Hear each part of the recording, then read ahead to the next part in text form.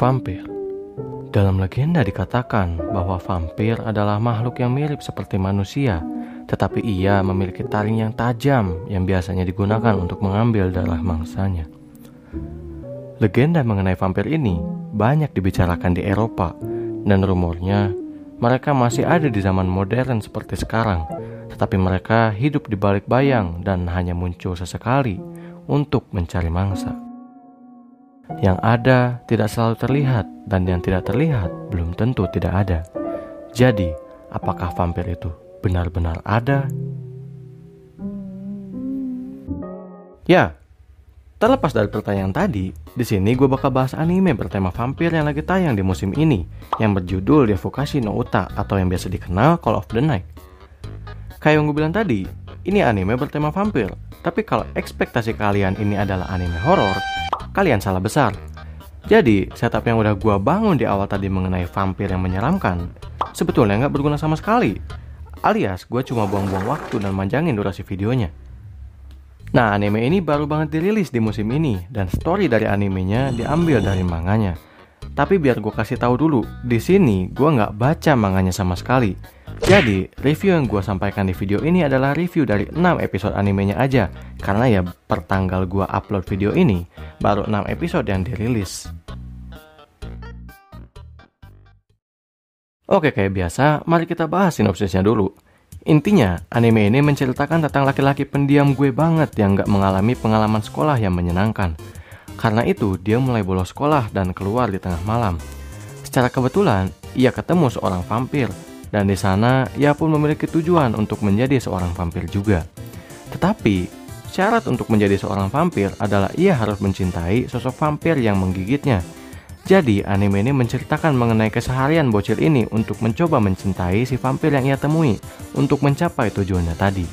Nah, mungkin kalau dilihat dari sinopsisnya tadi, ini anime tuh kayak membosankan banget. Tapi sebenarnya, ya emang ngebosenin sih.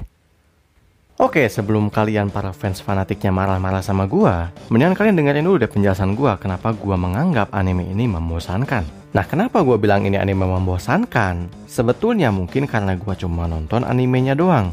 Dan sampai gua record video ini, udah rilis 6 episode dari animenya. Tapi gak ada drama yang benar-benar berarti yang terjadi di anime ini.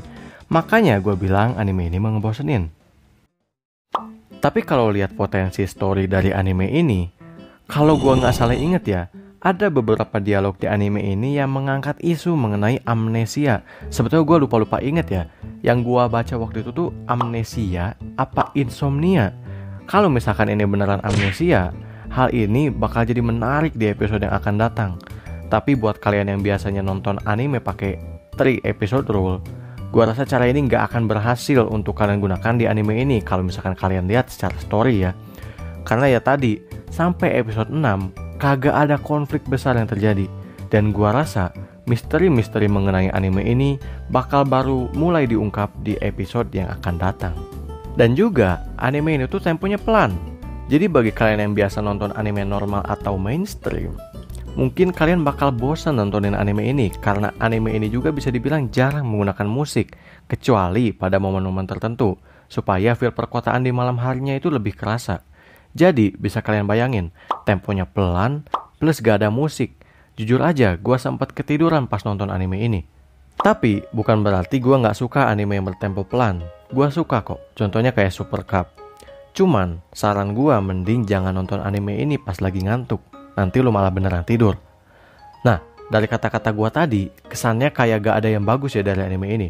Tapi kalian salah, karena ini adalah salah satu anime favorit gua. Tapi bukan karena storynya yang bikin gua betah dan penasaran buat nonton, tapi dikarenakan gua suka sama visual dan suasana di anime ini. Alasan yang sama saat gua ditanya kenapa gua suka No Game No Life, yaitu banyak penggunaan warna yang menurut gua sih bagus banget ya. Dulu gua kira nggak bakal ada anime yang bisa ngikutin No Game No Life kayak gini. Tapi ternyata anime ini muncul dan seriusan. Visual dari anime ini tuh keren banget. Dari desain karakter, detail, dan penggunaan warna yang gue bilang tadi, itulah yang bikin gue suka nontonin animenya. Oke, mari kita bahas tentang karakternya. Nah, untuk di video ini gue nggak bakal bahas tentang MC-nya, karena Apaan ini? Gak ada hal menarik yang bisa kita bahas dari dia. Jadi udah, pergi sana Cil. Oke, mending kita bahas si vampirnya aja. Sampai saat ini, baru ada satu vampir yang ditampakkan di animenya, yaitu dia. Dan sampai sekarang, di animenya belum diketahui kenapa dan siapa yang bikin dia jadi vampir.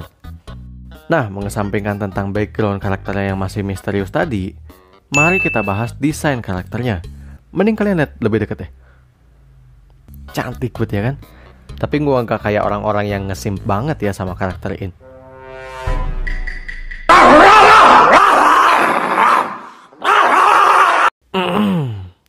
Tapi walaupun begitu, waifu gue di anime ini bukan dia ya, tapi dia.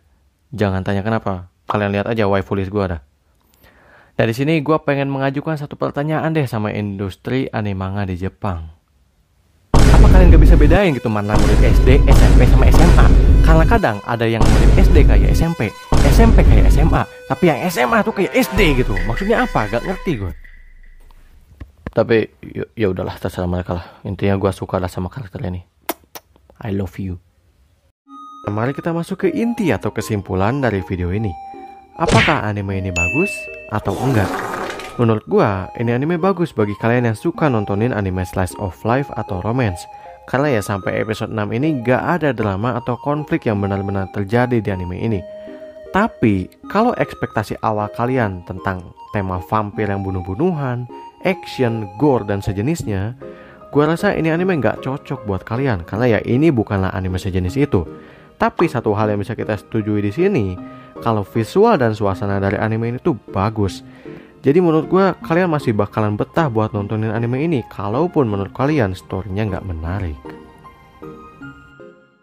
Nah mungkin sekian aja ya video pembahasan kali ini. Sebetulnya ada beberapa hal dan komedi yang pengen gue masukin ke video ini, cuman gue cut karena gue nggak tahu ini tuh melanggar aturan di Beastation atau enggak. Jadi bagi kalian yang nggak tahu ya, kalau misalkan kalian nonton video ini di YouTube, gue juga upload konten di Beastation dengan nickname yang sama, tapi di awalnya tambahin underscore karena nickname gue udah dipakai sama orang gitu. Nah, jadi aturan Beastation tuh dia tuh nggak boleh membawa unsur pornografi. Sedangkan anime ini kan bisa dibilang cukup lewd ya, ada ecchi-nya gitu. Dan gue sendiri katanya jangan ngambil resiko lah. Gue udah nanya ke adminnya dan katanya udahlah nggak usah gitu. Kalau bisa di-cut aja, ya udah gue cut deh gitu. Jokesnya gue hilangin dan ya udah segini aja pembahasannya. Jadi ya sekian aja dari gue.